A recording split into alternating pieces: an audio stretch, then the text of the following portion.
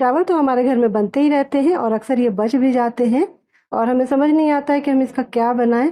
तो आज मैं आपके साथ शेयर करने वाली हूँ एक बहुत ही टेस्टी और एकदम सुपर सॉफ्ट नाश्ते की रेसिपी, जो हम इन्हीं बचे हुए चावलों से बनाएंगे। ये बनाने में भी बहुत आसान है और बहुत ही कम समय में बन करके तैयार हो जाते हैं और ये इतने टेस्टी होते हैं कि आपके घर में सभी को ये बहुत ज़्यादा पसंद आएंगे। तो अगली बार जब भी आपके घर में चावल बच जाए ना, तो आप ये वाली रेसिपी ज़रूर ट्राई करिएगा। वीडियो पसंद आए तो इसे लाइक शेयर करना बिल्कुल भी ना भूलिएगा और इसी के साथ चैनल को सब्सक्राइब भी कर लीजिएगा। तो चलिए इसे बनाना शुरू करते हैं। ये नाश्ता हम बचे हुए चावलों से बना रहे हैं।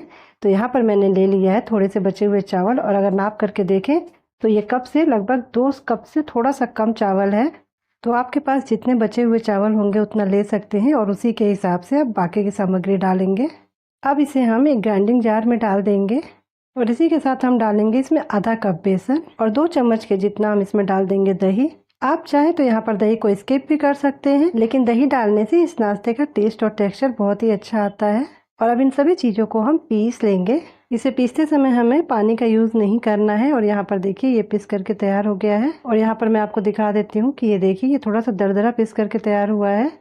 तो हमें इसे इतना ही ग्राइंड करना है और अब हम इसे एक बोल में निकाल लेंगे। तो यहाँ पर मैंने इसे एक बोल में निकाल लिया है और जो जार में हमारा बचा हुआ बैटर रह गया उसमें थोड़ा सा पानी डाल करके और हम इसमें मिक्स कर देंगे। और अब इस नाश्ते को टेस्टी बनाने के लिए हम एक मसाला तैयार करेंगे। तो इसके लिए मैंने यहाँ पर लिया है आधा चम्मच जीरा, 2 हरी मिर्च ले ली है, 1 इंच अदरक के टुकड़े को इस तरीके से काट करके ले लिया है। और अब इन सभी चीज़ों को हम इस तरीके से कूट लेंगे। आप चाहें तो इसे ग्राइंडर में भी दरदरा पीस सकते हैं। बहुत थोड़े से मसाले थे इसलिए मैं इसे कूट करके ले रही हूँ। तो यहाँ पर मसाला हमारा तैयार हो गया है, तो अब इसे हम एक साइड में रखेंगे। अब जो यहाँ पर हमने चावलों को पीस के रखा है उसमें हम डाल देंगे 1 कप के जितना सूजी और अभी जो हमने दरदरा कूट करके मसाला तैयार किया था उसे भी इसके अंदर डाल देंगे। और यहाँ पर ग्राइंडर में थोड़ा सा बैटर लगा रह गया था तो उसके अंदर मैंने पानी डाल करके घुमा लिया है और उसे भी इसके अंदर डाल देंगे। तो आधा कप पानी मैंने ग्राइंडिंग जार में डाला है और आधा कप पानी और मैं इसके अंदर डाल रही हूँ। अब इन सभी चीज़ों को हम अच्छे से मिक्स कर लेंगे और इसको हम मीडियम थिक बैटर बना करके तैयार करेंगे। यानी कि जो बैटर है वो ना तो बहुत ज़्यादा गाढ़ा रहेगा और ना ही बहुत ज़्यादा पतला। तो यहाँ पर आप इसकी कंसिस्टेंसी देख सकते हैं। तो इसी तरीके का बैटर हमें बना करके तैयार करना है। और अब हम इसमें डाल देंगे स्वाद के अनुसार नमक और इसे भी हम अच्छे से मिक्स कर लेंगे। और अब इस बैटर को हम ढक करके 10 से 15 मिनट के लिए रेस्ट करने रख देंगे, जिससे कि सूजी अच्छे से फूल जाए। तो यहाँ पर मैंने इसे ढक करके रेस्ट करने के लिए रख दिया है। अब इस तरीके का कोई भी मोल्ड ले लेंगे। आप चाहें तो इसकी जगह पे कोई भी गहरी थाली ले सकते हैं और अब इसे हम तेल से अच्छी तरीके से ग्रीस कर लेंगे।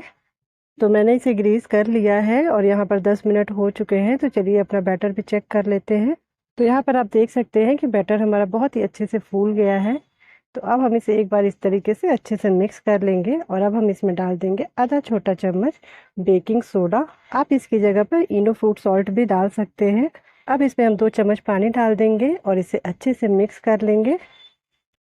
जब ये अच्छे से मिक्स हो जाए तो अपने ग्रीस किए हुए बर्तन में हम सारा बैटर डाल देंगे और अब हमें इसे स्टीम करना है। तो इसके लिए मैंने यहाँ पर कढ़ाई में 2 गिलास पानी पहले से ही गर्म होने के लिए रख दिया था।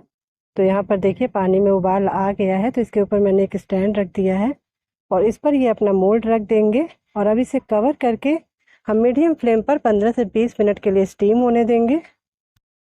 तो यहाँ पर 20 मिनट हो चुके हैं। तो चलिए इसे चेक कर लेते हैं। तो 20 मिनट में ये बहुत ही अच्छे से स्टीम हो जाते हैं। इसे चेक करने के लिए आप इस तरीके से चाकू को इंसर्ट करके देख सकते हैं।